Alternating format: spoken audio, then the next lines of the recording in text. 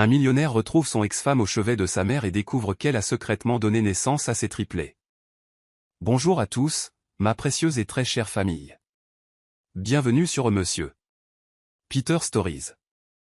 Avec tout l'amour que je verse dans chaque mot, je me demande parfois, pourquoi dois-je quémander vos j'aime et vos commentaires? Si vous aimez ces histoires, si vous ressentez vraiment ce lien, pourquoi attendre que je vous le rappelle? Vous n'avez pas besoin de ma permission pour montrer votre affection. Ceci est notre espace, notre famille. Votre voix, votre présence, votre soutien comptent plus que vous ne le savez. Et lorsque les j'aime chutent, lorsque les commentaires s'effacent, je le ressens profondément. S'il vous plaît, ne m'obligez pas à demander à chaque fois. Si vous êtes toujours avec moi, si cela vous tient à cœur, parlez avec votre cœur et écrivez. Je ne suis pas ici pour moi seul, mais pour montrer que cette famille est vivante et toujours pleine d'amour. À présent, voici ma prière pour vous, même à travers ma propre douleur. Puissiez-vous ne jamais vous sentir invisible. Que votre gentillesse vous revienne par vagues. Que votre cœur reste chaud même quand le monde devient froid. Que l'amour vous trouve, vous serre fort et se batte pour vous. Et n'oubliez jamais, lorsque vous êtes aimé profondément, vous n'êtes jamais vraiment seul. Ceci est plus que du contenu. C'est une connexion. C'est réel. Et si vous lisez ceci maintenant, alors dites-le avec moi, je suis ici. Le soleil matinal traversait les vitraux de la cathédrale, peignant des arcs-en-ciel sur le sol de marbre où Jamie Savage se tenait, ajustant ses boutons de manchette en platine pour la 100e fois. Ses mains tremblaient, non pas de nervosité à l'idée du mariage, mais d'une joie écrasante. Dans 30 minutes, Angela Watson remonterait cette allée pour devenir sa femme, sa partenaire, son tout. Arrête de bouger, chuchota son témoin, mais Jamie l'entendait à peine. Ses yeux restaient fixés sur les immenses portes en chêne à l'entrée de la cathédrale, leur ordonnant par la pensée de s'ouvrir et de révéler la femme qui avait transformé son monde, autrefois si ordonné, en quelque chose de beau et de sauvage. Jamie avait toujours été le fils parfait, titulaire d'un MBA de Harvard à 25 ans, vice-président de Savage Industries à 28 ans, chaque décision filtrée par les attentes de fer de sa mère jusqu'à Angela. Angela et son rire contagieux qui rendait les réunions du conseil d'administration triviales.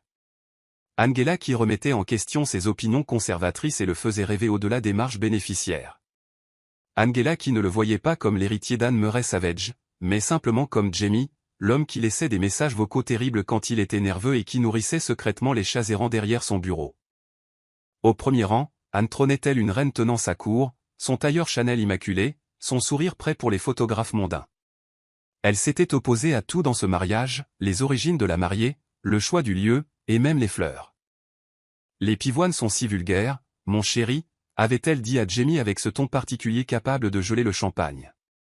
Et la famille de cette fille est bien, ils font certainement de leur mieux. Mais Jamie avait cessé d'écouter les critiques subtiles de sa mère il y a des mois. Aujourd'hui était consacré à l'amour. Un amour pur, provoquant, imparable. Un amour qui refusait d'être contenu par les attentes de la société ou l'approbation de sa mère. Les premières notes majestueuses de l'orgue remplirent la cathédrale, et le cœur de Jamie manqua de s'arrêter. Les portes s'ouvrirent avec une grandeur cérémonielle, et elle était là. Angela avançait dans l'allée telle une poésie vivante, sa robe en soie champagne flottant autour d'elle comme une lumière d'étoiles liquides. Sa peau sombre rayonnait contre le tissu délicat, et ses yeux bruns brillants qui l'avaient captivé dès leur toute première rencontre lors d'une vente aux enchères caritatives étaient fixés sur les siens avec une dévotion inébranlable. Elle portait des roses blanches mêlées aux pivoines que Jamie avait imposées, une petite rébellion qui le fit sourire malgré les larmes qui menaçaient de couler. Son père, Robert Watson, marchait à ses côtés avec une dignité silencieuse, le torse bombé de fierté malgré son smoking de location au milieu des costumes de créateurs. Derrière eux venait Maya, la jeune sœur d'Angela et demoiselle d'honneur, rayonnante d'une joie sincère, chaleureuse et authentique, si différente des applaudissements polis du côté des Savage. Alors qu'il s'approchait de l'autel, Jamie surprit l'expression d'Anne dans sa vision périphérique. Son sourire restait parfait pour la caméra, mais ses yeux étaient froids comme du verre en hiver, calculant chaque détail de cette union qu'elle n'avait pu empêcher. Pendant un instant, un frisson inexplicable parcourut l'échine de Jamie. Puis, la main gantée d'Angela se glissa dans la sienne, et le reste du monde s'estompa dans l'insignifiance. « Tu as l'air, murmura Jamie, la voix brisée par l'émotion, comme si j'étais sur le point d'épouser l'homme de mes rêves. Angela termina sa phrase, les yeux pétillants de malice et d'un amour profond, exactement comme ça. La cérémonie passa comme un flou de promesses sacrées et de vœux éternels. Lorsqu'on lui demanda de répéter après le prêtre, la voix de Jamie résonna, claire et forte, dans toute la cathédrale. Moi, Jamie, je te prends, toi, Angela, pour épouse. Pour t'aimer, te protéger et te choisir chaque jour pour le reste de ma vie. Devant tous ces gens, et surtout devant ceux qui doutent de nous, je promets que notre amour sera plus fort que n'importe quelle tempête. Les vœux d'Angela faillirent le briser complètement. Moi, Angela, je te prends, Jamie, non pas parce que c'est attendu ou pratique, mais parce que tu me vois, la vraie moi. Tu me rends plus courageuse, plus gentille et plus moi-même que je ne l'aurais jamais cru possible. Je promets de t'aimer non seulement dans les moments faciles, mais surtout lorsque t'aimer demandera du courage et de la foi. Lorsqu'ils s'embrassèrent en tant que mari et femme, la cathédrale éclata en un tonnerre d'applaudissements. Mais tout ce que Jamie pouvait entendre était le battement sauvage de son propre cœur et le doux soupir de contentement d'Angela contre ses lèvres. La réception au domaine Savage fut une étude de contraste. Les jardins étaient magnifiques. Jamie n'avait épargné aucune dépense, lumière en cascade, fontaine de champagne et un orchestre de 12 musiciens jouant tout, des valses classiques aux chansons d'amour contemporaines. Mais tandis que la famille Watson riait et dansait avec une joie désinhibée, les invités Savage se mêlaient avec une politesse prudente, leur conversation piquetée de chuchotements à peine dissimulés. Elle est charmante, bien sûr, entendit Jamie de la part de Madame Pemberton s'adressant à une autre matrone de la haute société, sa voix portant cette marque particulière de condescendance bourgeoise. Mais vraiment, que savons-nous de ses origines? J'ai entendu dire que son père travaille de ses mains. La mâchoire de Jamie se serra d'une colère protectrice, mais la main douce d'Angela sur son bras le calma avant qu'il ne puisse répondre. Laisse-les parler, murmura-t-elle avec une confiance sereine. Nous savons qui nous sommes, et plus important encore, nous savons ce que nous avons. Pendant leur première danse sur Atlas d'État James, Jamie attira Angela contre lui et chuchota à son oreille, « Regrettes-tu de t'être mariée dans ce cirque de jugement et d'attente ?» Angela rit, un son pareil à des clochettes d'argent dansant dans l'air du soir. « Tu plaisantes ? Je viens d'épouser mon meilleur ami et l'amour de ma vie. Le reste n'est que du bruit qui s'estompera. Mais ce que nous avons est pour toujours. » Ils se balançaient ensemble dans leur propre monde privé, perdus dans les yeux de l'autre, jusqu'à ce que la mère de Jamie se matérialise à son épaule tel un spectre élégant. « Jamie, chérie, tu dois absolument saluer la famille Pemberton. Ils attendent très patiemment pour offrir leurs félicitations. Dans une minute, mère. Maintenant serait préférable, insista Anne. Son ton était assez tranchant pour couper du cristal, tout en maintenant son sourire public. Angela serra la main de Jamie avec compréhension. Vas-y, je vais voler un peu de ce gâteau divin pendant que tu t'occupes de tes devoirs. Alors que Jamie était diplomatiquement entraîné pour faire des ronds de jambes avec les amis influents de sa mère, il observa Angela à travers le jardin éclairé au flambeau. Elle riait avec ses cousines, le visage rayonnant d'un bonheur authentique. Elle était magnifique, confiante, gracieuse, totalement elle-même, bien qu'entourée de gens qui la considéraient comme une étrangère. C'était exactement pour cela qu'il avait combattu les objections de sa mère pendant 2 ans. Vers minuit, alors que le dernier invité partait dans sa voiture avec chauffeur, Jamie trouva Angela assise sur un banc de pierre dans la roseraie méticuleusement entretenue de sa mère. Ses chaussures de créateur gisaient à côté d'elle, ses cheveux légèrement ébouriffés par des heures de danse, son maquillage doucement estompé. Elle était plus belle que jamais, réelle, humaine, sienne. Madame Savage, dit-il doucement, s'installant à côté d'elle sur la pierre fraîche. Je garde Watson professionnellement, dit-elle avec un sourire espiègle qui fit bondir son cœur. Mais je dois admettre que j'adore la façon dont tu dis Madame Savage. Angela Watson Savage, ça sonne merveilleusement bien. Ils restèrent assis dans un silence confortable, regardant les lucioles danser parmi les roses. Finalement, Angela parla avec une gravité inhabituelle. « Ta mère me déteste. » L'estomac de Jamie se noua d'une reconnaissance inconfortable. « Elle ne te déteste pas, Jamie. » Angela se tourna pour lui faire face, ses yeux bruns sérieux dans le clair de lune. Elle a passé toute la réception à m'éviter, sauf quand c'était absolument nécessaire pour les photos. Pendant la danse mère-fils, elle t'a chuchoté quelque chose qui t'a donné l'air d'avoir avalé du verre. Et quand je suis allé la remercier personnellement, elle a dit « J'espère que vous comprenez les attentes qui accompagnent le nom Savage. » Pas de félicitations, pas de bienvenue dans la famille des attentes. Les mains de Jamie se serrèrent en point de frustration impuissante. Ce qu'elle pense n'a pas d'importance. C'est notre vie, Angela, notre mariage, notre avenir. Mais c'est ta mère. Et qu'on le veuille ou non, elle fait partie de notre vie maintenant. Alors elle apprendra à t'aimer comme je le fais. Comment quelqu'un pourrait-il ne pas tomber amoureux de toi? Angela s'appuya contre son épaule.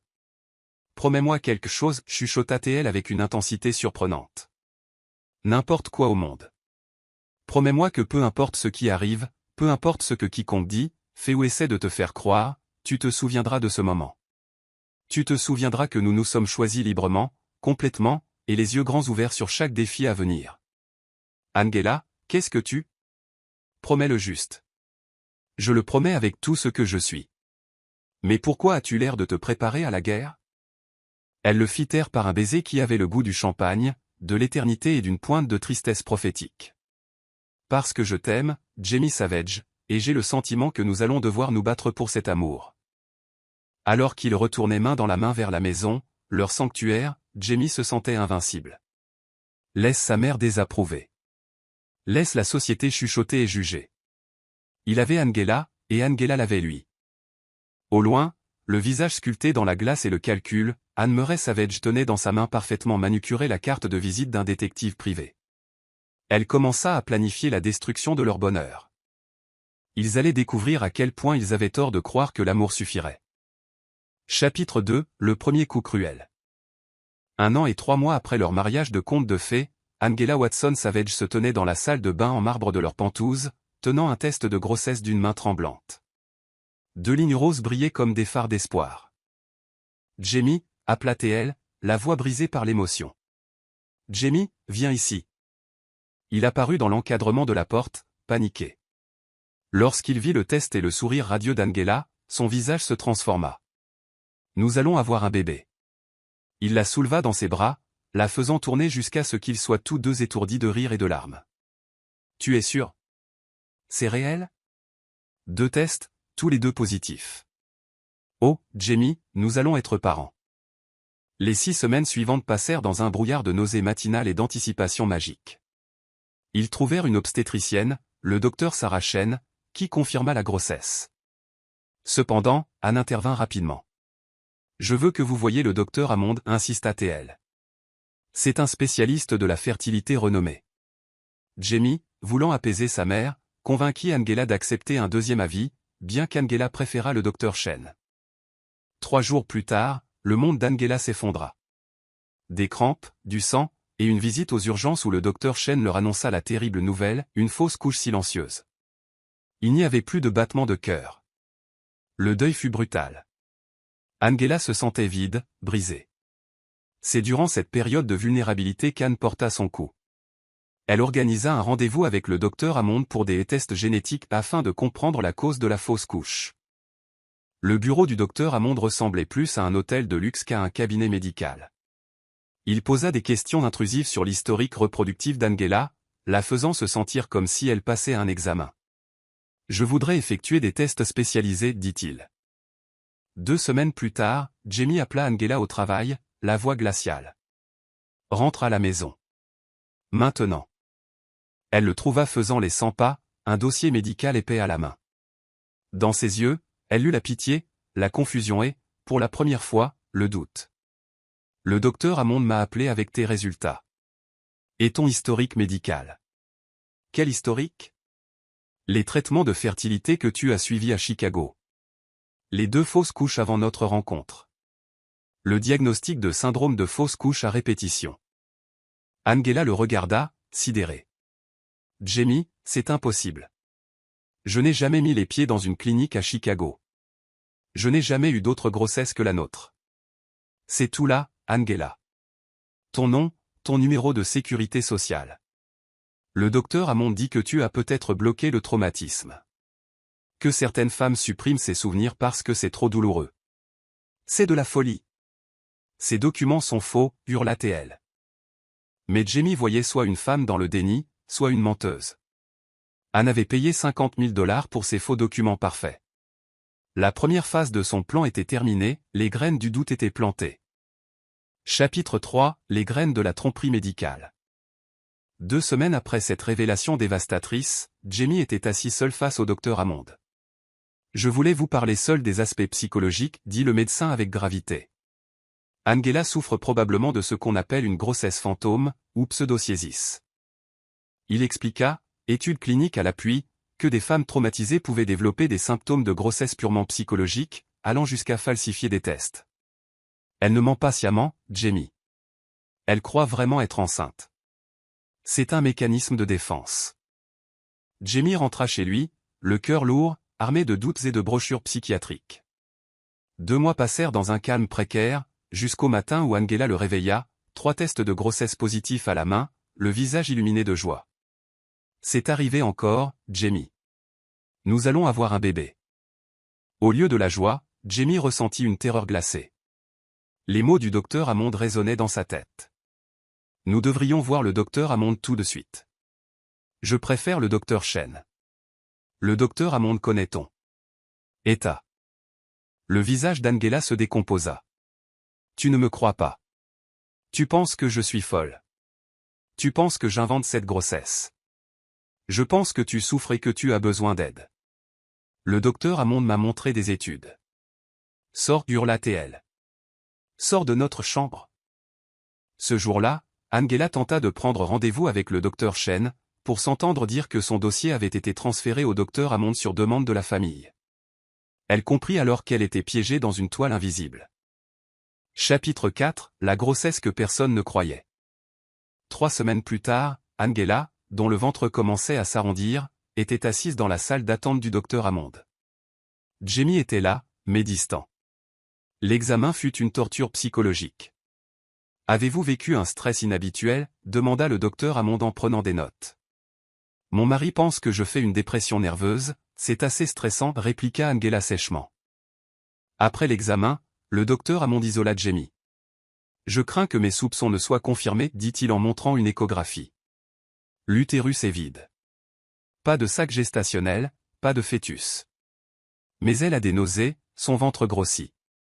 Ses taux d'HCG sont élevés à cause de médicaments de fertilité qu'elle prend en cachette. J'ai trouvé des traces de clomifène. C'est une grossesse médicamenteuse induite par sa psychose. » Il tendit à Jamie un rapport psychiatrique falsifié recommandant un internement immédiat. « Angela est en danger, Jamie. Sa condition se détériore. » Jamie tenait le rapport, les mains tremblantes. Tout semblait correspondre. L'insistance d'Angela, son hostilité, ses symptômes. Il ne savait pas qu'il était en train de devenir l'instrument de la destruction de la femme qu'il aimait, manipulé par sa propre mère et un médecin corrompu. La guerre pour leur mariage et la santé mentale d'Angela avait officiellement commencé. Que dois-je faire ? Nous devons la confronter ensemble, lui montrer les preuves et lui faire comprendre qu'elle a besoin d'une aide professionnelle avant que la situation ne s'aggrave. Lorsqu'ils retournèrent dans la salle d'examen, Angela était assise sur la table, sa chemise légèrement relevée, la main posée sur la petite courbe de son ventre. Elle leva les yeux avec espoir à leur entrée. « Alors ? L'échographie a montré que tout allait bien ?» Le docteur Hammond et Jamie échangèrent un regard. « Angela, » commença le docteur Hammond avec précaution. « Nous devons discuter des résultats des examens. » Quelque chose dans son ton fit vaciller le sourire d'Angela. « Qu'est-ce qui ne va pas ? Le bébé va bien ? » « Angela, il n'y a pas de bébé. » Les mots la frappèrent comme un coup physique. « De quoi parlez-vous ? Bien sûr qu'il y a un bébé. Je peux le sentir. Mon corps change. Les tests de grossesse. Les tests de grossesse donnent des faux positifs à cause des médicaments que tu prends, dit Jamie, la voix douce mais ferme. Angela, le docteur Hammond a trouvé des médicaments pour la fertilité dans votre sang. Angela le fixa, totalement hébétée. Fertilité ? Des médicaments ? Je ne prends aucun médicament à part des vitamines prénatales. Clomifène et injection d'HCG, énuméra le docteur Hammond en consultant ses notes. Des hormones puissantes qui peuvent imiter les symptômes de la grossesse et déclencher des faux positifs. C'est impossible. Je n'ai jamais entendu parler de ces médicaments. Je ne les ai certainement pas pris. Le docteur Hammond lui montra les résultats sanguins, pointant des taux hormonaux élevés qui ne signifiaient rien pour Angela, mais qui semblaient officiels et accablants. Les preuves sont assez claires. Vos taux d'HCG sont artificiellement élevés et il n'y a aucune grossesse visible à l'échographie. Alors quelque chose ne va pas avec votre équipement ou vos tests. La voix d'Angela monta, paniquée. Je connais mon corps. Je sais que je suis enceinte. Angela, dit doucement Jamie en s'approchant de la table d'examen. Le docteur Hammond a également fait examiner ton dossier par une psychiatre. Elle pense que tu traverses un épisode psychologique lié à notre fausse couche. Angela sentit le monde basculer autour d'elle. Une psychiatre ? Tu m'as fait évaluer par un psychiatre sans que je le sache ni ne donne mon consentement ? Tu as besoin d'aide, poursuivit Jamie, le regard implorant. Ce n'est pas ta faute, mais tu ne réfléchis pas clairement. La grossesse n'est pas réelle. Éloignez-vous de moi. Hurla Angela en sautant de la table. Tous les deux. Je ne sais pas à quel jeu malsain vous jouez, mais je suis enceinte. Ces tests sont faux, ou falsifiés, ou quelqu'un ment. Angela, s'il vous plaît, l'interrompit le docteur Hammond avec un calme professionnel. Je comprends que ce soit difficile à accepter, mais le déni est un symptôme courant de votre état. Plus vite nous vous mettrons sous traitement approprié. Je n'ai pas d'état. Je porte l'enfant de mon mari. Et si vous ne pouvez pas voir ça sur votre échographie, alors vous êtes soit incompétent, soit un menteur. Angela attrapa son sac et se dirigea vers la porte, mais Jamie lui saisit le bras. Angela, attends, on peut surmonter ça ensemble. Elle se tourna vers lui et Jamie fut choqué par l'angoisse brute dans ses yeux. Tu les crois vraiment? Tu penses vraiment que j'invente tout ça? Je pense que tu es malade. Je pense que tu as besoin d'aide, mais je t'aime et nous pouvons traverser cette épreuve. Je ne suis pas malade. Angela se dégagea brusquement. Et je ne suis pas folle. Je suis enceinte, Jamie. Je porte nos enfants. Enfants? Intervint le docteur Hammond. Au pluriel? Des triplés, lança Angela avec défi. Je suis enceinte de triplés. Je peux les sentir bouger. Le silence qui suivit fut assourdissant. Jamie et le docteur Hammond échangèrent des regards qui disaient clairement que la situation était pire qu'ils ne le pensaient. Angela, dit le docteur Hammond, à ce stade de la grossesse, les mouvements fœtaux ne seraient pas encore détectables. Ce que vous ressentez, ce sont probablement des gaz intestinaux ou des spasmes musculaires causés par les médicaments hormonaux. Vous avez tort. Vous avez tous tort. La voix d'Angela se brisa sous le poids de son isolement. Je ne sais pas pourquoi vous me faites ça, mais je sais ce que je sais. Elle quitta le cabinet en larmes. Jamie l'appela, mais elle ne s'arrêta pas. Elle ne pouvait pas affronter l'homme qui avait promis de l'aimer et de la protéger, mais qui la regardait maintenant comme une malade mentale. Chez elle, Angela se tint devant le miroir de leur chambre, étudiant son reflet. Ses seins étaient sensibles et pleins. Son ventre avait commencé à s'arrondir et elle ressentait la fatigue familière du début de grossesse. Chaque signe physique confirmait ce qu'elle savait être vrai, mais le doute, tel un poison, avait commencé à s'infiltrer dans sa certitude. Pouvait-elle avoir tort? Le chagrin avait-il brisé son esprit si complètement qu'elle imaginait une grossesse entière? Elle appela sa sœur Maya, désespérée que quelqu'un la croie. Maya, j'ai besoin que tu me dises la vérité. Est-ce que j'ai l'air enceinte pour toi? Angela, c'est quoi cette question? Bien sûr que tu as l'air enceinte. Tu rayonnes. Ton visage est plus rond et tu as définitivement un petit ventre. Pourquoi me demandes-tu ça? Jamie pense que je fais une dépression nerveuse. Le médecin de sa mère dit que je ne suis pas vraiment enceinte. C'est insensé. Je peux voir que tu es enceinte. Maman le voit. Tout le monde au travail demande pour quand c'est prévu. La conversation avec Maya aida à restaurer un peu de la confiance d'Angela, mais quand Jamie rentra ce soir-là, le doute revint. Il regardait son ventre avec un détachement clinique, comme s'il observait un symptôme plutôt que leur enfant grandissant. J'ai pris rendez-vous avec le docteur Wells, dit-il calmement. C'est la psychiatre que le docteur Hammond a recommandée. Je ne verrai pas de psychiatre. Angela, s'il te plaît, juste un rendez-vous. Si elle confirme que tu es lucide, alors nous demanderons un deuxième avis sur la grossesse. Mais si elle pense que j'ai besoin d'aide, alors quoi? Tu me feras interner? Le silence de Jamie fut une réponse suffisante. Au fil des semaines suivantes, le ventre d'Angela continua de grossir, mais Jamie devint de plus en plus convaincu qu'il assistait à la détérioration de l'état mental de sa femme. Le docteur Hammond fournissait un flux constant de preuves, des tests sanguins montrant des hormones artificiellement élevées, des évaluations psychiatriques décrivant un délire progressif, et même des images de sécurité censées montrer Angela achetant des médicaments pour la fertilité en ligne. Chaque élément de preuve était un mensonge soigneusement élaboré, mais pour Jamie, consumé par l'inquiétude et manipulé par des experts, cela peignait un tableau dévastateur de l'effondrement mental de sa femme. Angela, quant à elle, se sentait de plus en plus isolée et désespérée. Son propre dossier médical avait été transféré au docteur Hammond, rendant impossible l'obtention d'une confirmation indépendante de sa grossesse. Le point de rupture survint lorsqu'Angela, visiblement enceinte de 4 mois, essaya de prendre la main de Jamie pour la poser sur son ventre. « Jamie, s'il te plaît, touche juste mon ventre. Sens comme il est dur, comme il a grossi. Sens les bouger. » Jamie regarda l'estomac arrondi de sa femme, que le docteur Hammond avait expliqué comme étant un ballonnement et une prise de poids causés par les médicaments et le stress psychologique, et ne ressentit que de la pitié. « Angela, ce que je ressens n'a pas d'importance.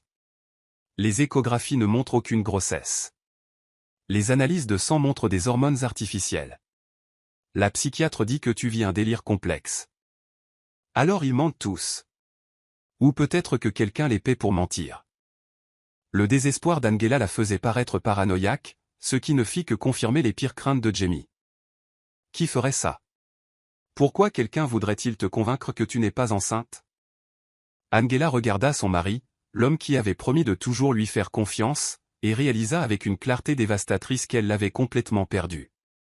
La manipulation d'Anne était si minutieuse, si savamment exécutée, que Jamie ne pouvait pas voir la vérité, même lorsqu'elle grandissait visiblement sous ses yeux.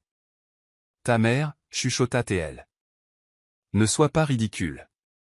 Mère veut des petits-enfants plus que quiconque. » Mais en le disant, Angela sut avec une certitude viscérale qu'elle avait raison. D'une manière ou d'une autre, Anne-Murray Savage avait orchestré tout ce cauchemar, transformant la grossesse d'Angela en preuve de maladie mentale, et utilisant l'amour de Jamie comme une arme contre leur mariage. La question était, comment pouvait-elle le prouver avant que Jamie ne détruise complètement leur famille?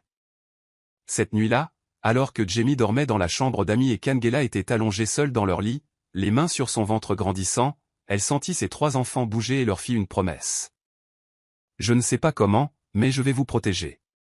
Peu importe ce que votre père croit, peu importe les mensonges qu'il raconte, je ne les laisserai pas vous enlever à moi. » Mais même en chuchotant ces mots, Angela savait que la guerre pour sa famille ne faisait que commencer, et elle se battait contre un ennemi qui détenait toutes les armes, tandis que son plus grand allié, son mari, avait été retourné contre elle.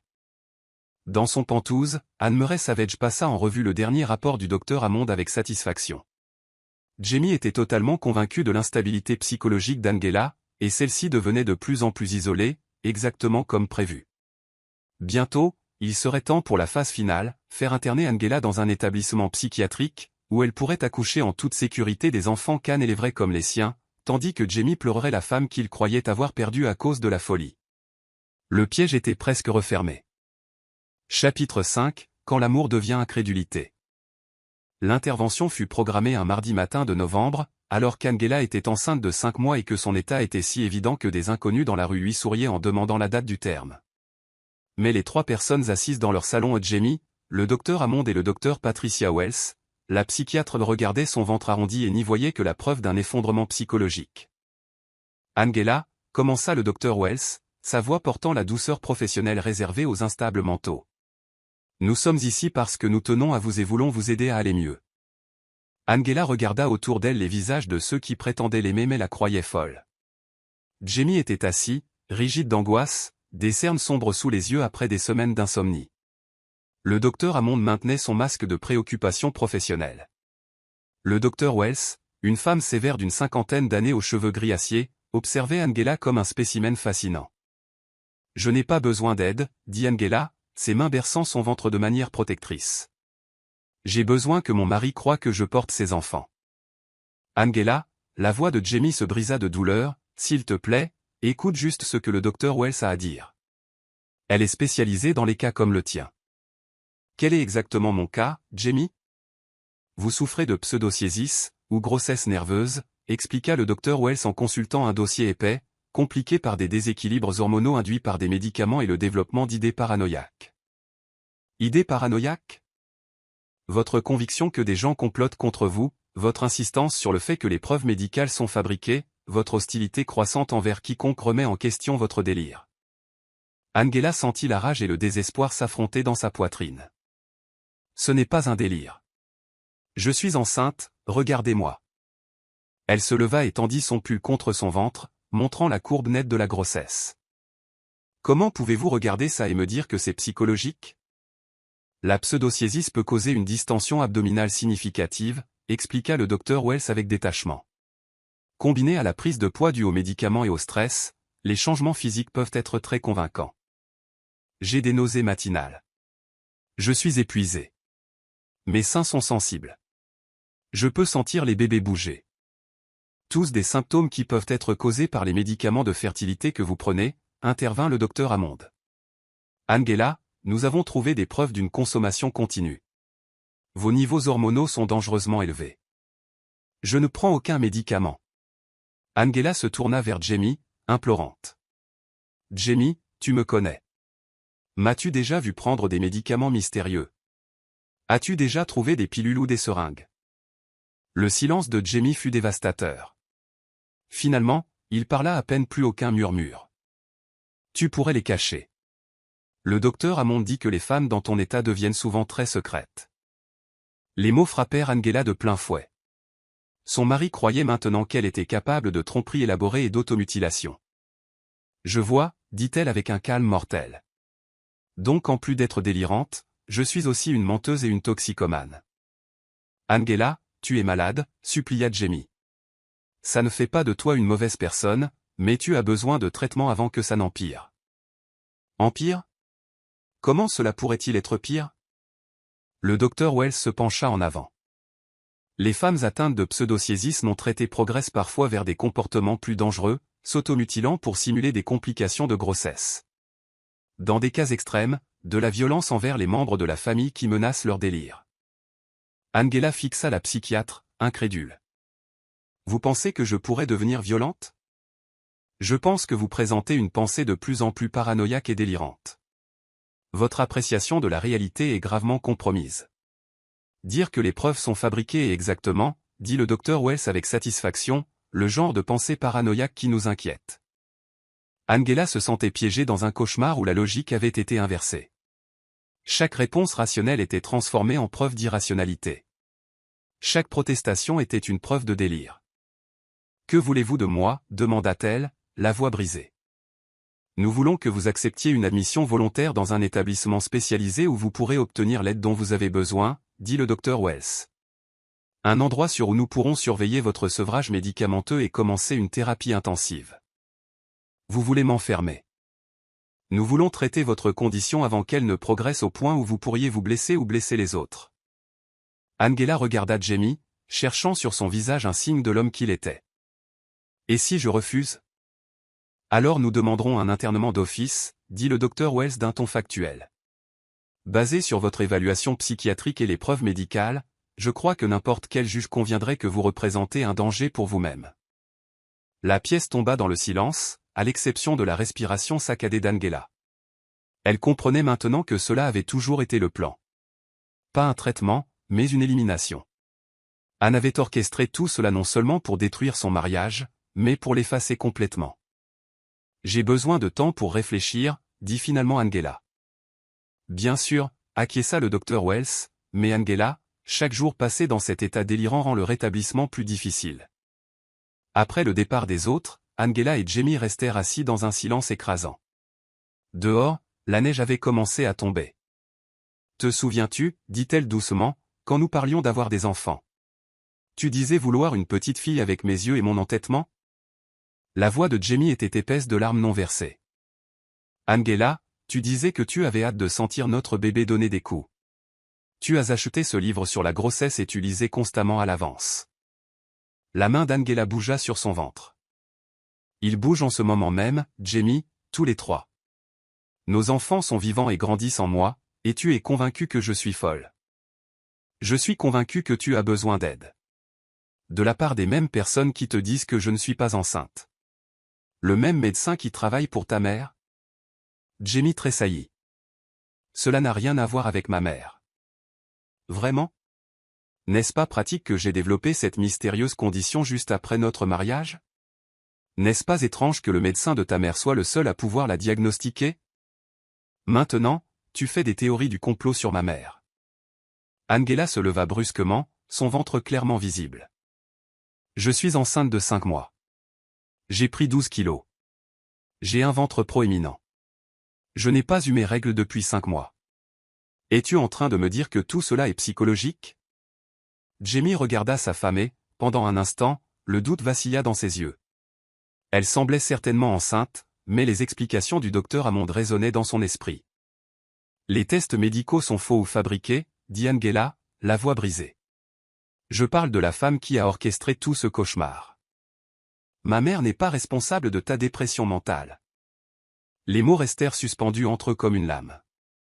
Angela regarda son mari et vit un étranger, quelqu'un si profondément empoisonné contre elle qu'il ne pouvait pas voir la vérité même lorsqu'elle grandissait devant ses yeux. Sors, chuchota TL. Angela. Sors, hurla TL. Sors de cette maison et ne reviens pas tant que tu ne te souviendras pas que je suis ta femme, pas ta patiente. Jamie partit cette nuit-là, retournant dans sa chambre d'enfance au domaine Savage. Anne l'accueillit à bras ouverts, offrant du réconfort tout en renforçant subtilement le diagnostic du docteur Hammond. 3 jours avant qu'Angela ne planifie de fuir la ville, le docteur Wells arriva à sa porte avec 2 officiers de police et une ordonnance du tribunal pour un internement psychiatrique involontaire. Je suis désolé, Angela, dit le docteur Wells avec une fausse sympathie, mais votre état s'est détérioré au point que nous ne pouvons plus vous laisser sans surveillance. Alors que les officiers escortaient Angela vers l'ambulance, elle aperçut Jamie regardant depuis une berline noire garée de l'autre côté de la rue. Leurs yeux se croisèrent à travers la vitre et elle vit quelque chose qui lui brisa le cœur, du soulagement. À l'établissement psychiatrique, Angela fut fouillée, habillée de vêtements institutionnels et placée dans une chambre capitonnée. Lorsqu'elle exigea un examen médical indépendant pour prouver sa grossesse, on lui répondit que de telles demandes nécessitaient l'approbation de son médecin traitant, le docteur Hammond. 2 semaines après son internement, Jamie vint lui rendre visite. Il s'assit en face d'elle dans le parloir stérile, l'air hagard et coupable. « Comment te sens-tu » demanda-t-il. Angela, luttant contre le brouillard des médicaments psychiatriques, regarda l'homme avec qui elle avait prévu de vieillir. « Je suis enceinte, Jamie. Peu importe ce qu'ils t'ont dit, je porte tes enfants. Angela, s'il te plaît. Je te pardonne, dit-elle calmement. Je te pardonne de ne pas me croire. Je te pardonne de m'avoir fait interner. Je te pardonne même d'avoir choisi ta mère plutôt que ta femme. Mais je ne te pardonnerai jamais d'avoir abandonné nos enfants.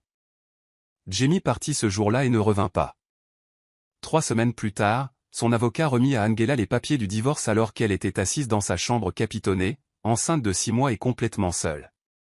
Le motif du divorce, différence irréconciliable due à l'incapacité mentale du conjoint.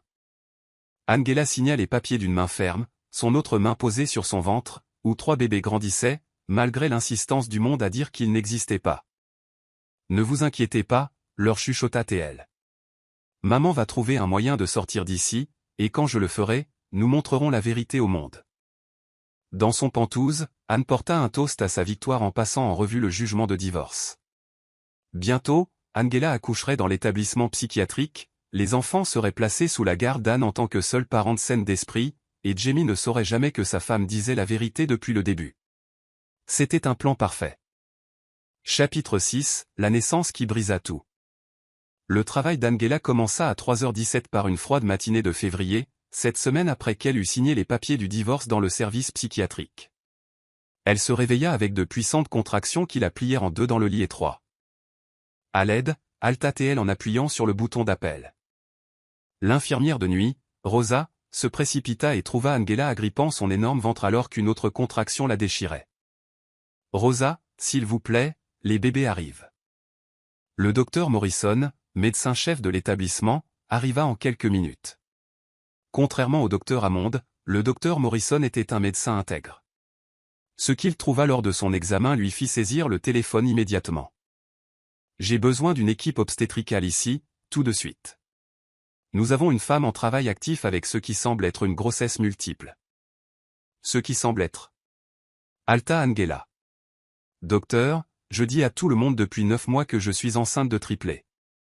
Le docteur Morrison regarda le dossier d'Angela, rempli de notes psychiatriques insistant sur une pseudociesis, puis regarda la femme devant lui. Madame Watson Savage, avez-vous été enceinte tout ce temps? Oui. Cria Angela. S'il vous plaît, aidez mes bébés à naître en sécurité. L'échographe amené en urgence révéla non pas un, mais 3 cœurs distincts. Comment est-ce possible? Demanda l'obstétricien. Son dossier dit qu'elle est internée pour grossesse nerveuse. Quelqu'un a fait une erreur massive, répondit sombrement le docteur Morrison. À 11h42, Xavier naquit. À 11h48, Kalani suivit. Et à 11h53, Nirik compléta leur famille. 3 garçons en bonne santé. Félicitations, maman. Angela regarda ses 3 fils, réels et parfaits, et ressentit un mélange d'amour accablant et de chagrin dévastateur. Ils étaient là, sans leur père. Quelqu'un peut-il appeler mon ex-mari, Jamie Savage? Chuchota T.L. à Rosa. Il devrait savoir pour ses fils. Rosa passa l'appel. Monsieur Savage? C'est Rosa Martinez de l'hôpital psychiatrique Hillcrest. Votre femme vient de donner naissance à 3 petits garçons en bonne santé. Jamie s'assit lourdement, la pièce tournoyant autour de lui. C'est impossible. Angela n'était pas enceinte. Monsieur Savage, je tiens l'un de vos fils en ce moment même. Pendant 9 mois, on l'avait convaincu que sa femme était délirante. Maintenant, elle avait donné naissance à des triplés. Le trajet vers l'hôpital se passa dans un flou d'émotions contradictoires. Le docteur Morrison l'accueillit dans le couloir. Monsieur Savage, nous devons parler. Votre femme n'a reçu aucun soin prénatal. Elle a accouché seule parce que tout le monde croyait que sa grossesse était un délire. Mais les tests, les preuves, ont apparemment été fabriqués. Quelqu'un vous a trompé aussi complètement qu'il nous a trompés. Quand Jamie entra enfin dans la chambre d'Angela, il la trouva allaitant l'un des bébés. Elle leva les yeux, le visage empreint d'une indifférence totale. Angela, chuchota T.L. Je ne sais pas quoi dire. Que dirais-tu de « Je suis désolé de t'avoir fait interner alors que tu portais mes enfants », dit Angela d'une voix sans émotion. Ou peut-être « Je suis désolé d'avoir divorcé parce que tu me disais la vérité ». Jamie fixa ses fils et sentit quelque chose se briser en lui. Angela, je ne savais pas. Les médecins m'ont montré des preuves. Mais tu les as crues eux, au lieu de me croire moi. Je pensais t'aider. En m'enfermant? En m'abandonnant? Jamie tomba à genoux. Je ferai n'importe quoi pour réparer ça. Tu ne peux pas réparer ça, Jamie. Tu as brisé la confiance. Tu as brisé nous. Une infirmière entra avec les certificats de naissance. Madame Watson Savage, pour le nom du père. Angela regarda Jamie, puis l'infirmière. Laissez-le en blanc pour l'instant. Angela, non, ce sont mes fils. Prouve-le. Tu as exigé des tests ADN pendant 9 mois. Alors fais tes tests. Mais jusqu'à ce que tu le fasses, légalement, ces garçons n'ont pas de père. Jamie se retrouva seul dans la chambre d'hôpital vide, tenant des résultats ADN confirmant sa paternité. Mais Angela avait disparu avec leur fils, laissant seulement une note. Tu as ta preuve. Ils sont à toi biologiquement. Mais être père ne concerne pas l'ADN. C'est une question de foi, de confiance et d'amour. Tu as échoué aux 3 épreuves. Si tu veux faire partie de leur vie, tu devras le mériter, mais tu ne feras plus jamais partie de la mienne. L'homme que j'ai épousé serait mort le jour où tu as choisi les mensonges de ta mère plutôt que la vérité de ta femme. Jamie froissa la lettre, comprenant enfin l'ampleur de ce qu'il avait perdu. En choisissant les mensonges de sa mère, il avait détruit la chose la plus précieuse de sa vie. Chapitre 7, 8 ans de culpabilité et de distance. 8 ans n'étaient pas suffisants pour mériter une seconde chance, mais c'était exactement le temps qu'il fallut à Jamie pour comprendre ce qu'il avait perdu. Pendant ce temps, Angela Watson avait transformé son chagrin en triomphe. Elle était devenue l'une des cadres marketing les plus prospères de New York. « Maman, tu viens à mon match de foot ce soir ?» Xavier, 8 ans, se tenait à la porte de son bureau. Il avait les cheveux noirs de Jamie et des yeux bruns sérieux. « Je ne manquerai ça pour rien au monde, dit Angela. Même si je risque de t'embarrasser en criant trop fort. Kalani dit que c'est parce que tu dois crier pour 3 enfants au lieu d'un, dit Zavian avec un sourire. Angela rit. Ses 3 fils étaient aussi différents que le jour et la nuit. Zavian le protecteur, Kalani le scientifique, et Nirik le philosophe. Dans l'ascenseur, Zavian posa la question qu'Angela redoutait. Maman, Jérémy m'a demandé pourquoi nous n'avons pas le nom de famille de papa. Et pourquoi il ne vit pas avec nous. Angela s'agenouilla. Tu sais, je t'ai dit que papa était confus quand vous êtes nés. Il a écouté les mauvaises personnes. Mais est-ce qu'il veut nous voir? Jamie avait fait plusieurs tentatives pour les contacter au fil des ans. Angela avait gardé chaque lettre. Je pense que oui, dit-elle prudemment. Un jour, vous pourrez décider si vous voulez apprendre à le connaître. Ce soir-là, Angela relut la dernière lettre de Jamie. Angela, je sais que tu ne lis pas ces lettres. Le docteur Hammond a fui au Brésil. Il a été payé $200 000 par ma mère pour fabriquer ton dossier. J'ai coupé tout contact avec ma mère. Je n'attends pas de pardon, mais je veux que nos fils sachent que leur père les aime. Angela savait tout cela. Mais savoir n'effaçait pas la trahison fondamentale. Maman, tu penses encore à papa, demanda Nirik doucement. Oui. Tu veux le rencontrer, demanda-t-elle soudainement à ses fils. Les garçons échangèrent des regards. Peut-être, dit Zavian. Mais seulement si tu es d'accord. Et s'il comprend que c'est toi notre vrai parent, ajouta Kalani. Angela sentit son cœur gonfler. Ce sont de très bonnes conditions. Et vous savez quoi? Je pense que je pourrais être prête à l'envisager. Cette nuit-là, Angela s'assit à son bureau et sortit une feuille de papier à en-tête-point pour la première fois depuis 8 ans, elle écrivit une lettre à Jamie Savage. Jamie, j'ai bien reçu ta lettre. Toutes tes lettres, en fait. Je les ai toutes lues. Je veux que tu saches que nos fils sont des enfants extraordinaires. Ils sont gentils, intelligents et font preuve d'une maturité émotionnelle supérieure à celle de la plupart des adultes. Ils ont grandi en sachant qu'ils avaient un père qui a commis des erreurs, mais qui les aime. Aujourd'hui, ils posent des questions, pourquoi nous ne vivons pas ensemble, pourquoi ils ne te connaissent pas, si tu veux faire partie de leur vie. Je leur ai dit la vérité, avec des mots qu'ils peuvent comprendre, que tu étais confus à leur naissance et que tu as fait des choix qui ont blessé notre famille. Je ne suis pas prête à te pardonner.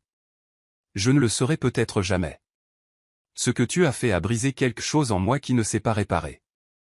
Mais nos enfants méritent la chance de connaître leur père s'ils le souhaitent. Si tu es sérieux et que tu veux vraiment faire partie de leur vie, voici mes conditions, toute relation que tu auras avec eux passera par moi. Tu respecteras la vie que j'ai construite pour eux. Tu ne te chercheras aucune excuse concernant la manipulation de ta mère. S'ils décident qu'ils ne veulent pas de relation avec toi, tu respecteras ce choix. Il ne s'agit pas de nous, mais d'eux. Si tu acceptes ces conditions, j'envisagerai d'organiser une rencontre. Mais Jamie, si tu les blesses comme tu m'as blessé, je ferai en sorte que tu ne les revois plus jamais. Angela. PS, Zavian joue au football et veut devenir ingénieur.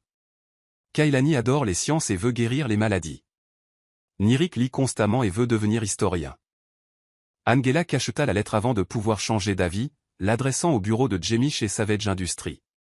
Demain, elle la posterait, puis elle attendrait de voir si l'homme qui avait autrefois détruit sa foi en l'amour avait appris ce que signifiait être digne de la confiance de ses enfants. Elle ignorait qu'à l'autre bout de la ville, Jamie était assis dans son penthouse vide, entouré de 8 années de photos scolaires, de bulletins de notes et de cartes d'anniversaire qu'il n'avait jamais eu le droit d'offrir.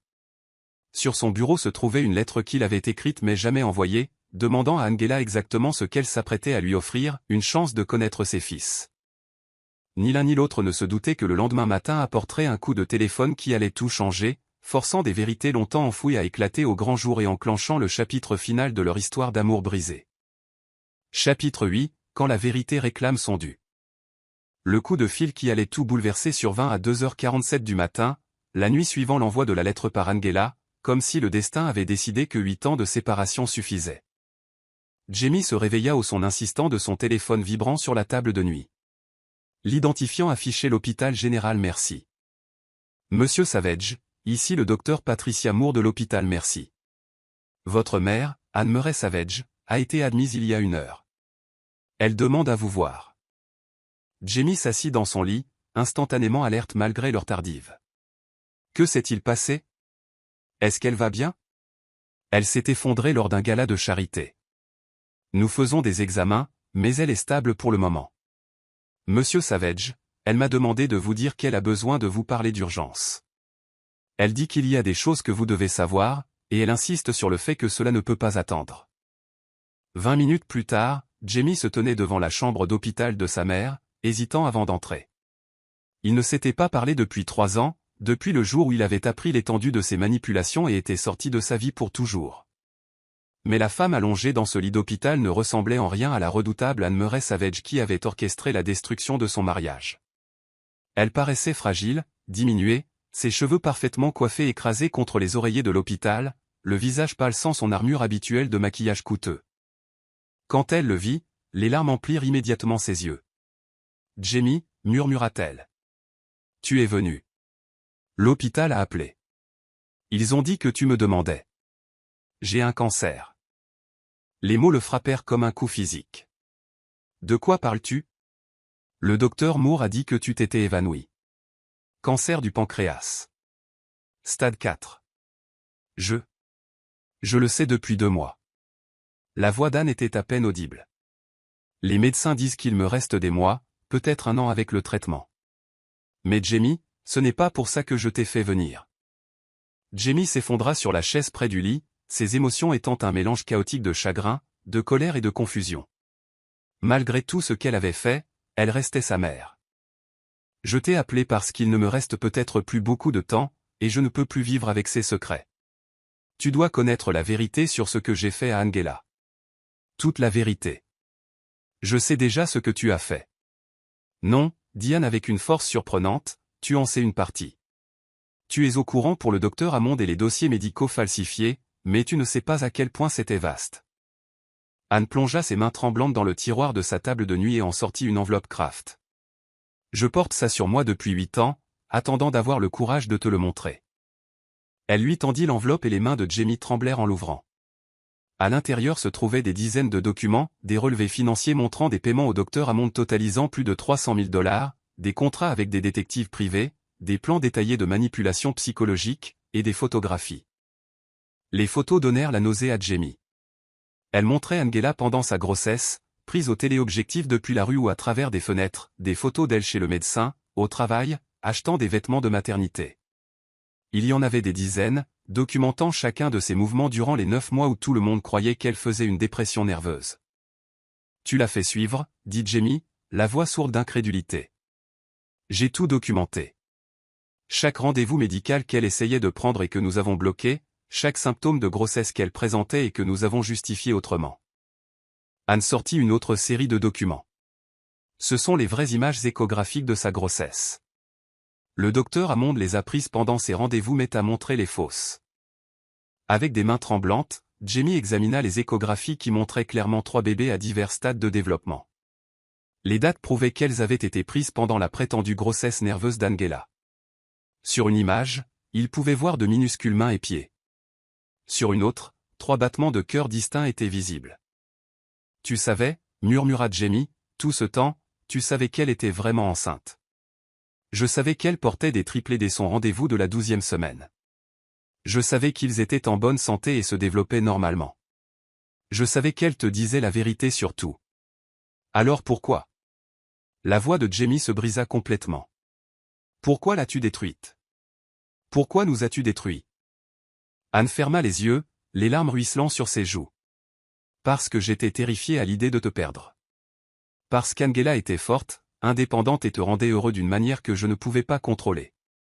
Parce qu'elle représentait tout ce que je n'étais pas, authentique, aimante, désintéressée. Alors tu l'as fait interner dans un établissement psychiatrique alors qu'elle était enceinte de tes petits-enfants. Je me suis convaincu que je te protégeais d'une erreur. Mais la vérité, c'est que j'étais jalouse. J'étais une femme amère et manipulatrice qui ne supportait pas de voir son fils aimer quelqu'un plus qu'il ne l'aimait elle. Jamie fixait les preuves de la tromperie élaborée de sa mère, chaque document témoignant de la destruction systématique de sa famille. As-tu la moindre idée de ce que tu as fait? Angela a accouché de nos enfants seuls, à cause de toi. Mes fils ne savent pas que leur père existe, à cause de toi. Je sais. Et Jamie. Il y a plus. Anne prit un autre dossier, celui-ci contenant la correspondance entre elle et le docteur Hammond. En lisant, Jamie découvrit que le plan avait été encore plus sinistre qu'il ne l'avait réalisé. « Tu allais prendre les bébés, dit-il, sa voix n'étant plus qu'un murmure. Après qu'Angela eut accouché dans l'établissement psychiatrique, tu allais en réclamer la garde. Le docteur Hammond allait déclarer Angela mentalement incompétente de façon permanente. J'aurais été nommé tuteur des enfants en tant que seul parent stable. Tu les aurais élevés en pensant que leur mère était trop malade pour s'occuper d'eux. Mon Dieu. » Jamie se leva brusquement, faisant les 100 pas vers la fenêtre. « Tu allais voler mes enfants et laisser Angela pourrir dans un asile psychiatrique. » Oui. Le simple aveu plana entre eux comme une condamnation à mort. Jamie se retourna pour faire face à sa mère, la voyant clairement pour la première fois de sa vie. « Je ne te pardonnerai jamais ce que tu leur as fait. »« Bien, dit Anne fermement. Ne me pardonne pas, utilise ta colère pour nourrir ton combat afin de les reconquérir. Utilise ta connaissance de la vérité pour devenir l'homme qu'Angela méritait d'épouser. » Au cours des semaines suivantes, Anne commença son traitement contre le cancer tandis que Jamie assimilait la vérité dévastatrice sur ce qu'elle avait fait à sa famille. La chimiothérapie fut brutale, mais Anne l'endura avec une détermination sinistre, comme si la souffrance était la seule pénitence qu'elle pouvait offrir pour ses crimes. Jamie lui rendit visite une fois pendant le traitement, apportant la mallette pleine de preuves qu'elle lui avait données. « Je vais tout dire à Angela, dit-il. Elle mérite de connaître toute l'étendue de ce que tu lui as fait. Oui, elle le mérite. » Anne semblait fragile et diminuée dans son lit d'hôpital, mais sa voix était claire. « Et Jamie, quand tu le lui diras, assure-toi qu'elle comprenne que tu étais ma victime aussi. Je t'ai manipulé aussi minutieusement que j'ai manipulé tous les autres. Ça n'excuse pas ce que j'ai choisi de faire. Non, ça ne l'excuse pas. Mais peut-être que cela explique pourquoi un homme qui aimait sa femme éperdument a pu être convaincu de l'abandonner au moment où elle avait le plus besoin de lui. » Jamie se leva pour partir, puis s'arrêta à la porte. « Mère, si tu survis à ce cancer, que feras-tu » Anne resta silencieuse un long moment. « J'essaierai de trouver un moyen de faire amende honorable. Envers les enfants que je n'ai jamais rencontrés. Envers la femme dont j'ai détruit la vie. Envers toi, pour t'avoir transformé en quelqu'un que tu ne voulais pas être. Il est peut-être trop tard pour faire amende honorable. Je sais. Mais je dois essayer. C'est la seule façon pour moi de vivre avec ce que j'ai fait. » 6 mois plus tard, les médecins d'Anne annoncèrent une nouvelle inattendue. Le cancer était en rémission. Le traitement agressif avait fonctionné, lui accordant un sursis qu'elle n'était pas sûre de mériter. Assise dans son penthouse vide, entourée de la richesse et du statut qui avaient autrefois tout signifié pour elle, Anne réalisa qu'elle avait le choix. Elle pouvait retourner à son ancienne vie, prétendre que la peur du cancer n'avait été qu'un avertissement sans conséquence, ou elle pouvait utiliser le temps qui lui restait pour tenter de réparer une partie des dégâts qu'elle avait causés. En regardant la photo de 3 magnifiques petits-fils qu'elle n'avait jamais rencontrés, Anne prit sa décision. Il était temps d'affronter la femme dont elle avait détruit la vie et d'offrir la seule chose qui lui restait, la vérité complète, dévastatrice, et des excuses qui ne seraient jamais suffisantes, mais qui pourraient au moins être sincères. Mais d'abord, elle devait donner à son fils la chance d'utiliser cette vérité pour se battre pour sa famille. Demain, elle appellerait Jamie pour lui dire que la lettre d'Angela était arrivée à son bureau, cette lettre qui lui donnerait l'opportunité qu'il attendait depuis 8 ans. La question était de savoir s'il était déjà trop tard, ou si l'amour, mis à l'épreuve par la trahison la plus cruelle imaginable, pouvait trouver un moyen de guérir des blessures qui avaient marqué 3 générations. Chapitre 9, Regagner l'amour, un jour à la fois. Anne appela Jamie le lendemain matin, la voix tremblante mais déterminée. « Il y a une lettre qui t'attend à ton bureau, dit-elle sans préambule, de la part d'Angela. Jamie, c'est peut-être ta chance. » 2 heures plus tard, Jamie était assis dans sa voiture devant l'immeuble de bureau d'Angela, ayant lu sa lettre 3 fois, une mallette pleine de preuves sur le siège passager et les aveux de sa mère résonnant dans son esprit. À travers les fenêtres du hall, il pouvait la voir en réunion avec des clients, animée et confiante, gesticulant alors qu'elle expliquait une stratégie marketing. Elle avait l'air de réussir, forte, complètement autonome, rien à voir avec la femme brisée qu'il avait fait interner 8 ans plus tôt. L'ironie ne lui échappait pas, Angela avait bâti un empire tandis qu'il avait passé 8 ans à se noyer dans la culpabilité et les regrets. Quand Angela sortit enfin de l'immeuble à 18h30, Jamie sortit de sa voiture et s'approcha d'elle sur le trottoir. Dès qu'elle le vit, son expression passa d'une satisfaction fatiguée à une méfiance glaciale. « Qu'est-ce que tu fais là, Jamie ? J'ai besoin de te parler. J'ai des choses que tu dois voir. » Non. Angela le contourna pour se diriger vers sa voiture. « Je n'ai besoin de rien voir venant de toi. Angela, s'il te plaît, ma mère est mourante et elle m'a tout dit avant. J'ai la preuve de ce qu'elle t'a fait. » Angela s'arrêta de marcher mais ne se retourna pas. « La preuve de ce que je t'ai dit il y a 8 ans ? La preuve que j'étais enceinte de tes enfants pendant que tu me faisais enfermer ? La preuve que je disais la vérité quand tu me traitais de délirante ? Oui. Je n'ai pas besoin de tes preuves, Jamie. Je l'ai vécu. Je sais ce qui m'est arrivé. Mais tu n'en connais pas l'étendue. Tu ne sais pas à quel point c'était minutieusement orchestré, combien d'argent a été impliqué, à quel point la planification était détaillée. » Jamie se déplaça pour se mettre face à elle. « Angela, elle t'a fait suivre. Elle a documenté toute ta grossesse. Elle savait que tu portais des triplés et m'a laissé croire que tu étais malade mentale. » Pendant un instant, la douleur traversa le visage d'Angela. Puis son expression se durcit à nouveau. « Bien sûr qu'elle l'a fait. J'ai compris ça il y a des années. Ta mère m'a détesté dès le jour de notre rencontre. Ce que je n'ai jamais compris, c'est comment elle t'a convaincu de la choisir elle plutôt que moi. J'ai été faible.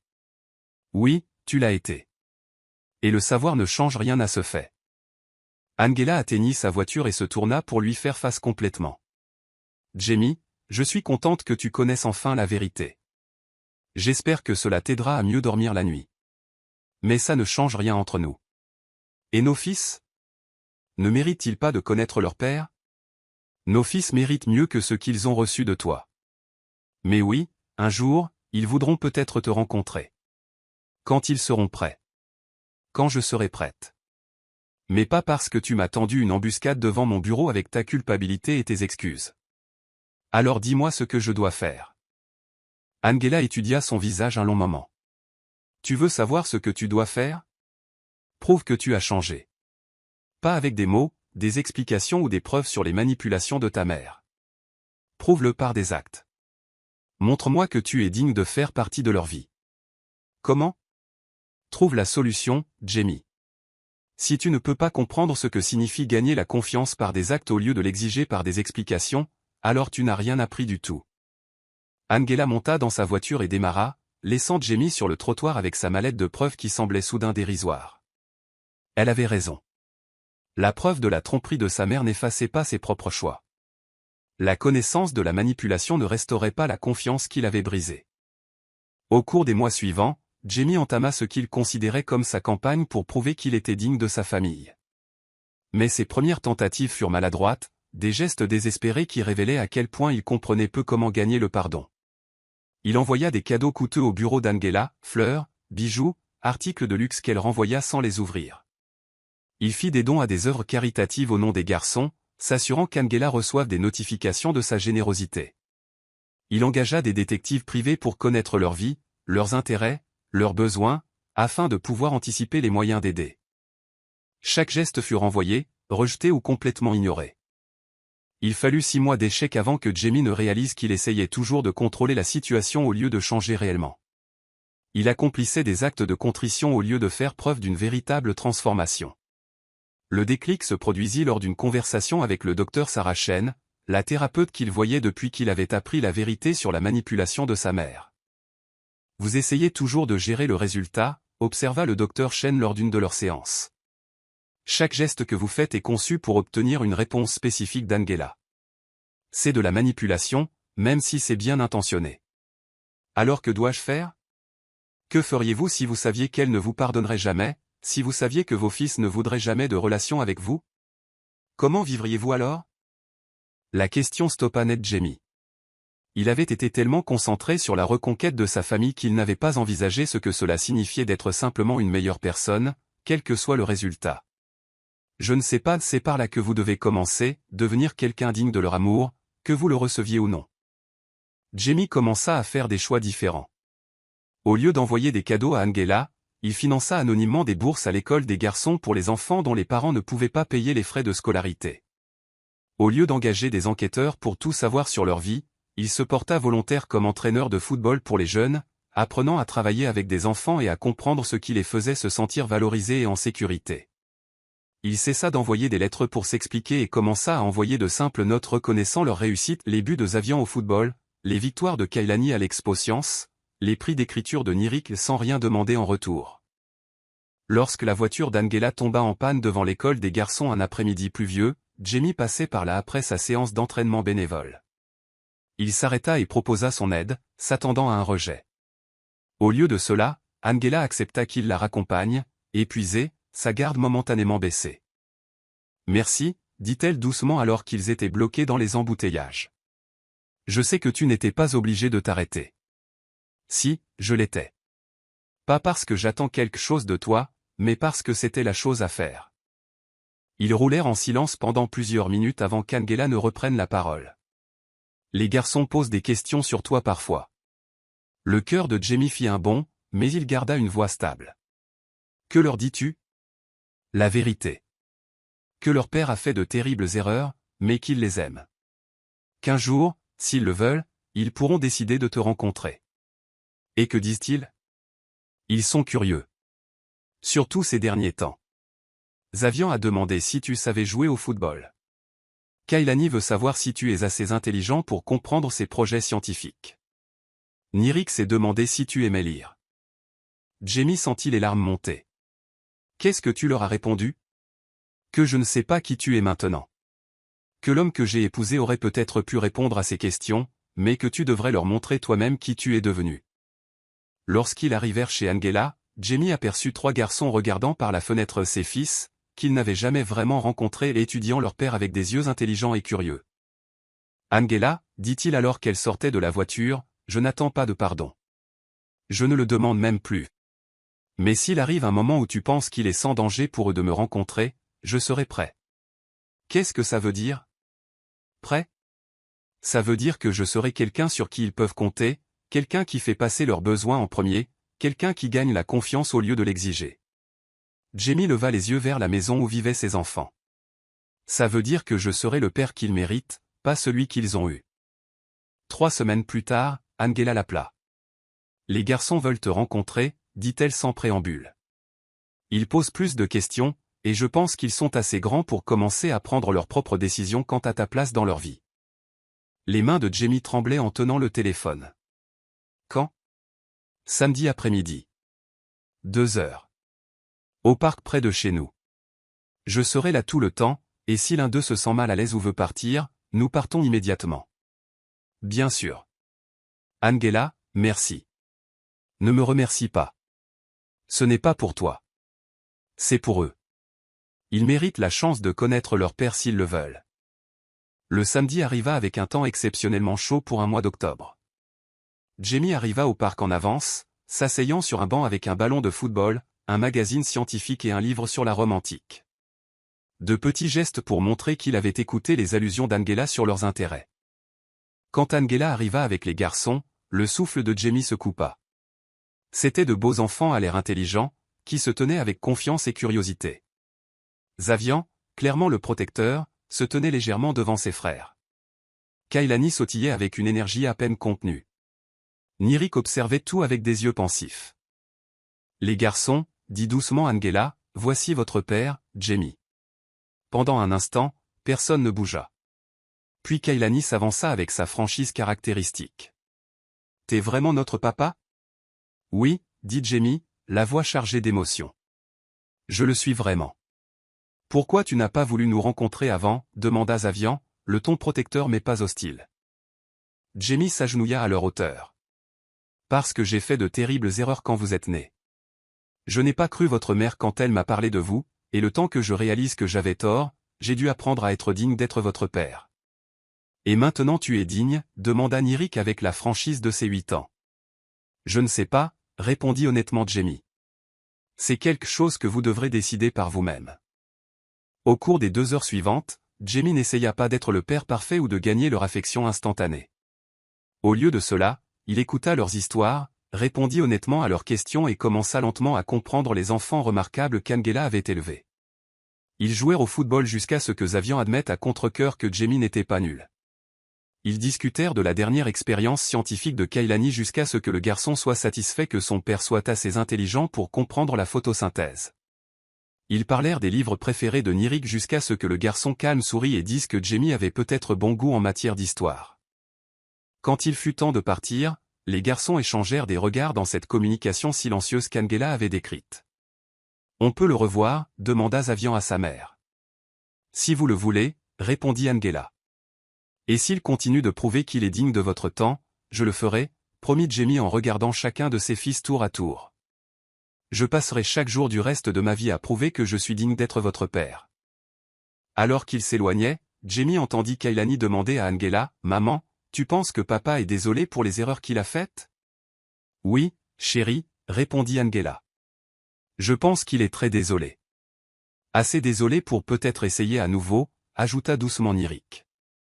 Angela jeta un coup d'œil en arrière vers Jamie, toujours assis sur le banc du parc, et pour la première fois en 8 ans, son expression contenait quelque chose qui aurait pu être de l'espoir. « Peut-être, » dit-elle. « Nous devrons attendre et voir. » 3 semaines plus tard, cet espoir timide allait être mis à l'épreuve lorsqu'une visiteuse inattendue arriva à la porte d'Angela, quelqu'un cherchant le pardon pour des péchés qui avaient façonné 8 ans de séparation et 3 générations de douleur. Chapitre 10, la seconde chance de l'amour. 3 semaines après la première rencontre de Jamie avec ses fils, la visiteuse inattendue arriva. C'était un jeudi soir pluvieux d'avril lorsque la sonnette retentit à la maison de ville d'Angela.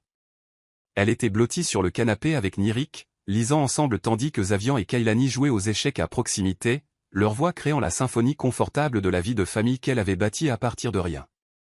Angela ouvrit la porte en s'attendant à une livraison, mais trouva à la place une femme qu'elle reconnaissait à peine, debout sous la pluie sans parapluie. Anne-Marie Savage ne ressemblait plus à l'impérieuse matrone de la haute société qui avait détruit la vie d'Angela 8 ans plus tôt. Disparus les vêtements de créateur, le maquillage parfait, les bijoux coûtant plus cher que la voiture de la plupart des gens. Cette femme portait une simple robe noire qui flottait sur sa silhouette diminuée, ses cheveux argentés tirés en une queue de cheval basique, le visage nu et strié de larmes qui se mêlaient à la pluie. « Madame Watson » chuchota Anne, la voix brisée, « s'il vous plaît, puis-je vous parler ?» Le premier instinct d'Angela fut de claquer la porte au nez de la femme qui avait orchestré sa destruction systématique. Mais quelque chose dans l'attitude d'Anne l'arrêta. Ce n'était pas la manipulatrice calculatrice qui avait payé des médecins pour mentir et fait interner Angela alors qu'elle était enceinte. C'était une femme brisée portant le poids écrasant d'une culpabilité insupportable. « Que voulez-vous » demanda Angela, la voix soigneusement contrôlée. « Vous dire la vérité, m'excuser, pour... » La contenance d'Anne se fissura complètement et elle commença à sangloter sur le seuil. « Pour implorer un pardon que je sais ne pas mériter. »« Maman ?» La voix de Zavian s'éleva derrière Angela. « C'est qui ?» Angela se retourna pour voir les 3 garçons debout dans le couloir, leurs visages curieux reflétant la chaleur et la sécurité pour lesquelles elle avait tant travaillé. L'ironie la frappa. Anne rencontrait ses petits-enfants pour la première fois, tout en cherchant le pardon pour avoir essayé de les voler à la naissance.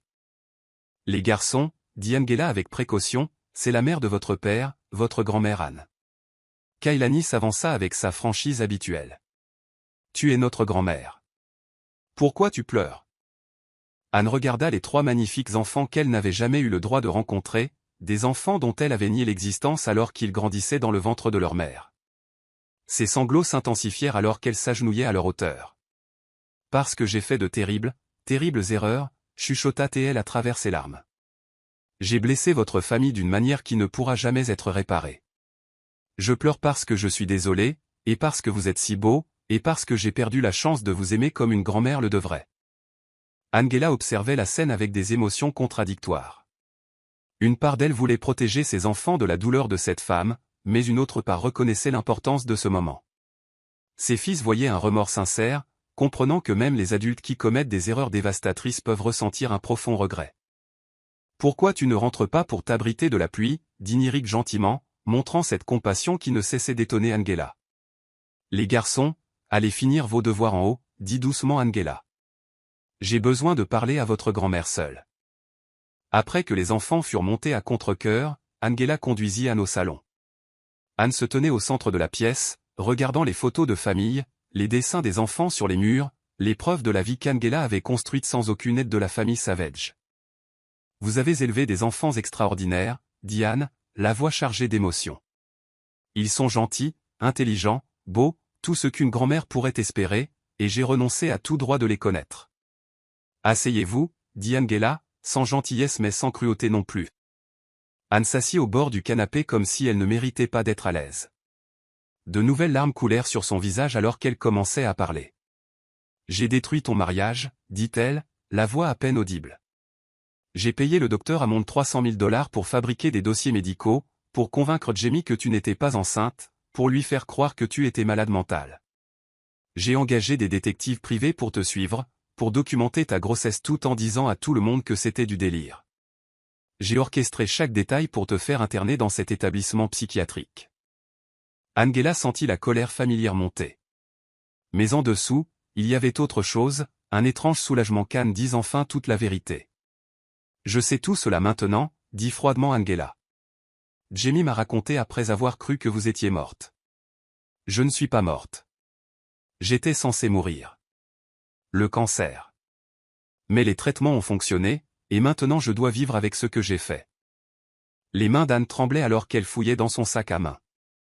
Je t'ai apporté quelque chose, la preuve de tout ce que j'ai fait, relevé bancaire, contrat avec le docteur Hammond, photo de surveillance de toi pendant ta grossesse, preuve de la chose la plus diabolique que j'ai jamais faite. Elle posa une épaisse enveloppe Kraft sur la table basse entre elles. J'ai documenté mes propres crimes parce que j'étais fier de ce que je pensais être mon intelligence. J'étais fier d'avoir manipulé mon fils pour qu'il abandonne sa femme enceinte. Pourquoi? La question qui hantait Angela depuis 8 ans s'échappa enfin. Pourquoi me détestiez-vous assez pour détruire ma vie? Les sanglots d'Anne s'intensifièrent jusqu'à ce qu'elle puisse à peine parler. Parce que tu rendais Jamie heureux d'une manière que je ne pourrais jamais égaler. Parce que tu étais tout ce que je n'étais pas, authentique, aimante, désintéressée. Parce que quand j'ai vu comment il te regardait, j'ai su que je l'avais perdu pour toujours. Alors vous avez décidé de le reprendre en me détruisant. Oui.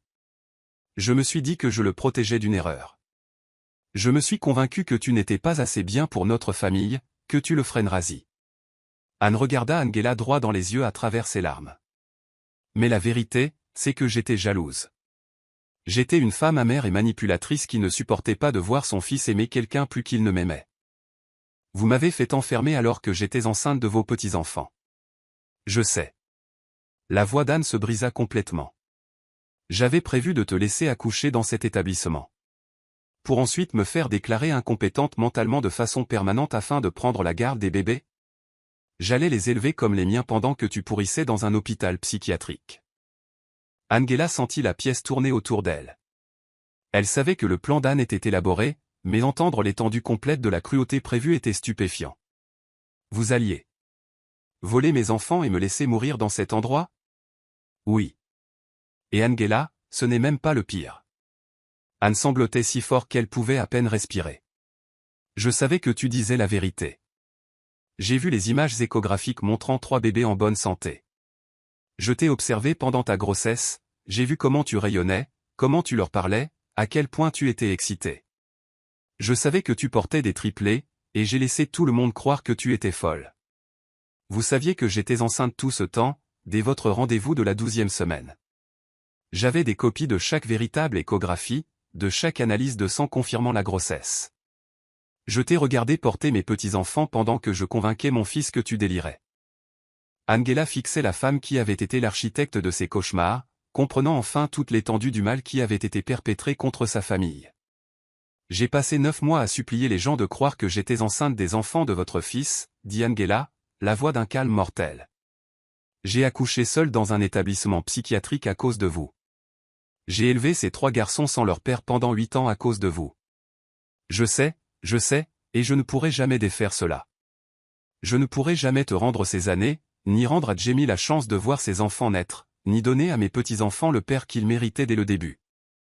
Anne fouilla de nouveau dans son sac et en sortit des documents juridiques. J'ai transféré tous mes biens dans un fonds pour l'éducation et l'avenir des garçons. C'est loin d'être suffisant pour compenser ce que je leur ai volé, mais c'est tout ce que j'ai. L'argent ne répare pas ce que vous avez fait. Non, en effet.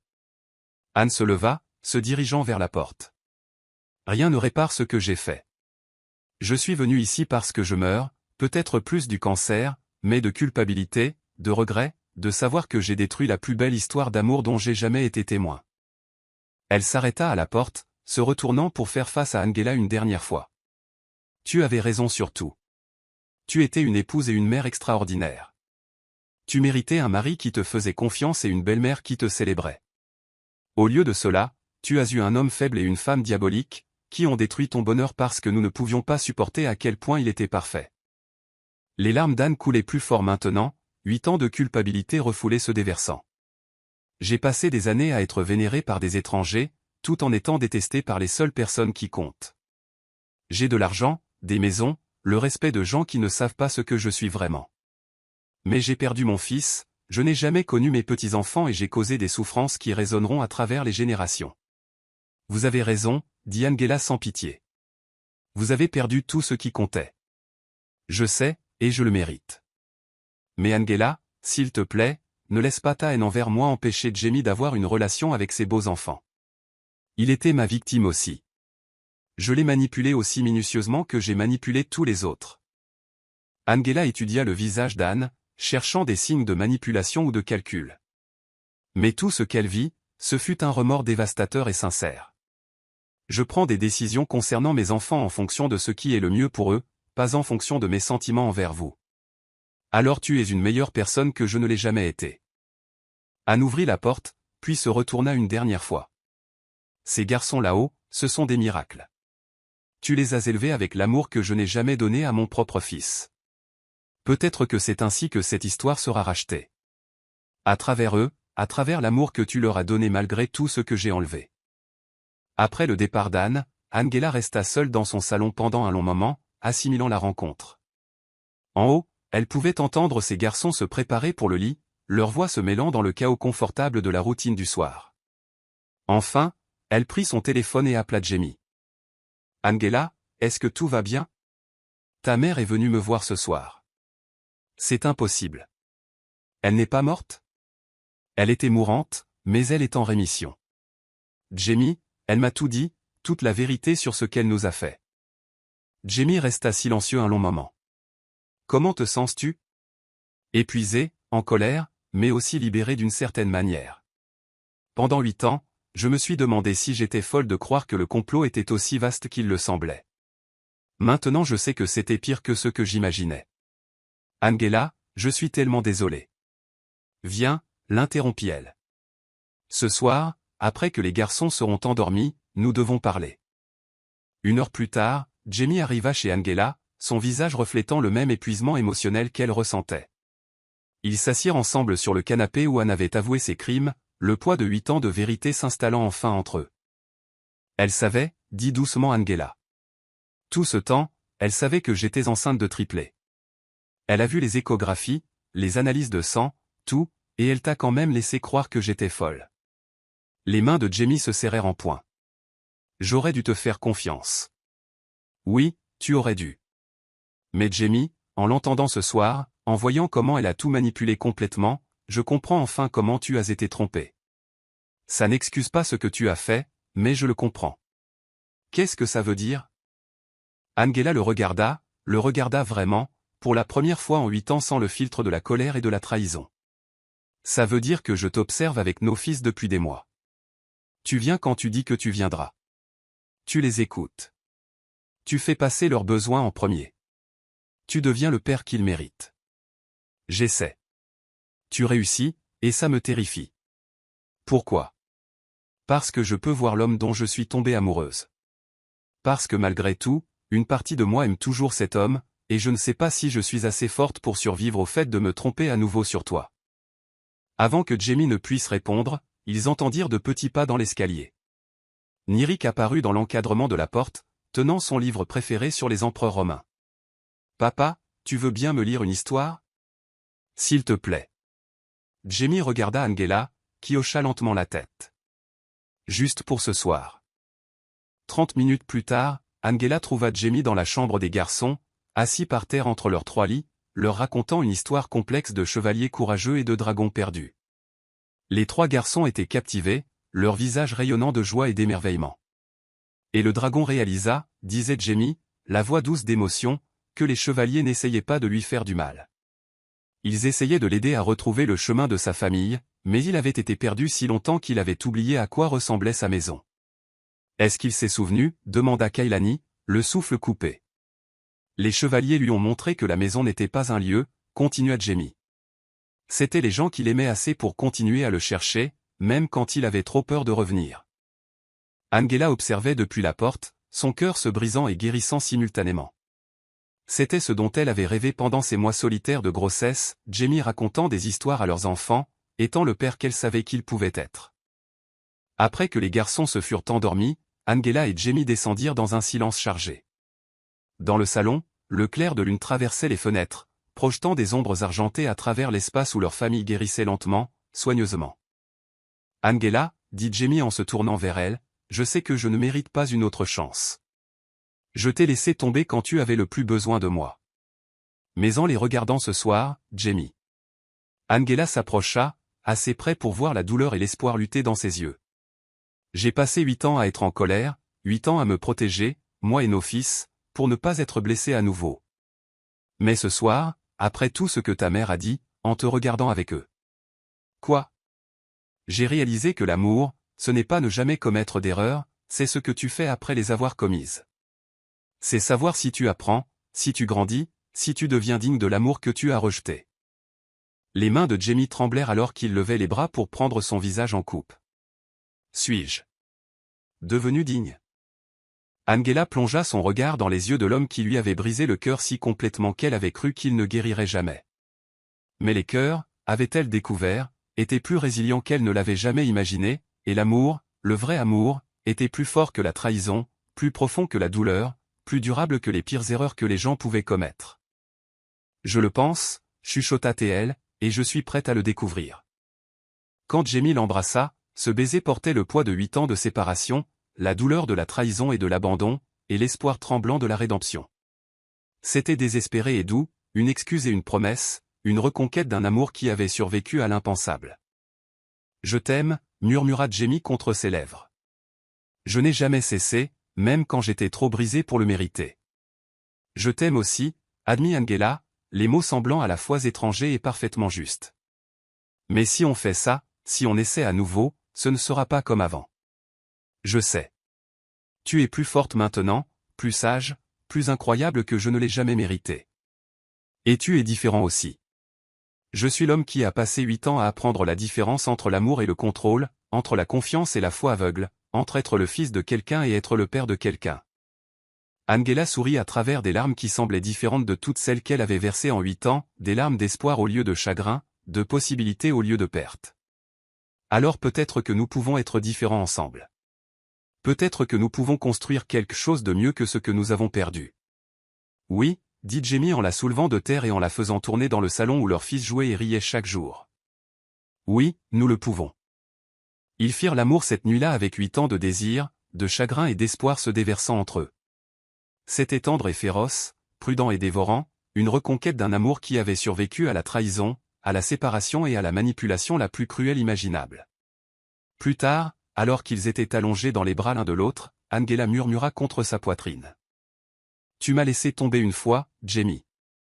Tu as brisé mon cœur, abandonné nos enfants et choisi les mensonges de ta mère plutôt que ma vérité. Je sais, dit-il, ses bras se resserrant autour d'elle, et je passerai le reste de ma vie à me faire pardonner. Mais cette fois, continua-t-elle, la voix forte de détermination et d'un amour féroce, cette fois, tu te bats pour nous, chaque foutu jour. Quand c'est difficile, quand les gens essaient de nous déchirer, quand le monde nous dit que nous n'allons pas ensemble, tu te bats pour nous. Je le ferai, promit Jamie, les larmes ruisselant sur son visage alors qu'il tenait sa femme et sentait leur famille se ressouder lentement, soigneusement. Ensemble, pour toi, pour eux, pour tout ce que nous avons perdu et que nous pouvons construire, je me battrai chaque foutu jour. Et pour la première fois en 8 ans, Angela Watson Savage crut que l'amour pouvait effectivement tout conquérir. Pas facilement, pas sans cicatrices, mais complètement et pour toujours.